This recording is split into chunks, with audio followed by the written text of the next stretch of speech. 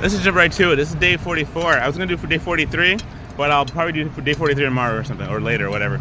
But today's day 44. I'll put 43 and 44. Long story short, sometimes there are times where you have to do something.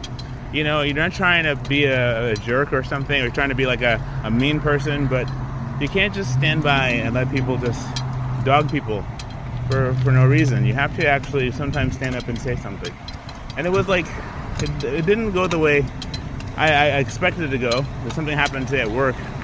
But for the most part, though, what happened was the truth did come out, but it's different.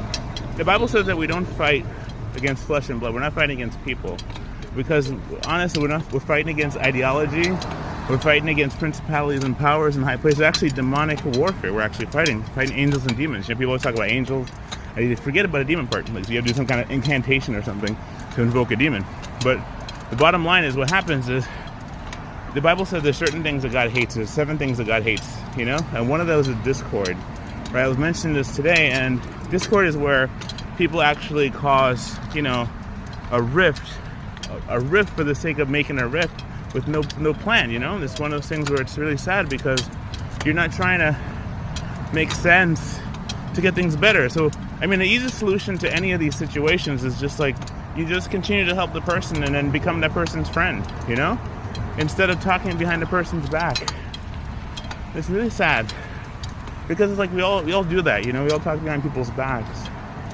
And we really need to just talk to people in their faces and square things over. Because conversation is easy to fix stuff, You can talk to people and people can actually just square it if they want to, If people don't want to, solve a problem, no matter amount of conversation can actually solve it, No matter what the amount of, situation is that people can actually solve it if they're not willing to try and find a solution. It's not about.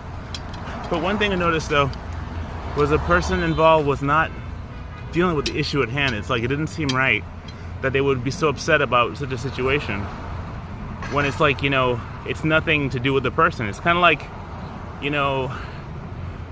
like why people go and kick their dog when they come home when they're upset from work. The dog had nothing to do with it. The dog just happened to be like watching Courage the Cowardly Dog, He would always come home and just be abusive to the dog, being to Courage. And Courage did nothing but save their life 1,000 times.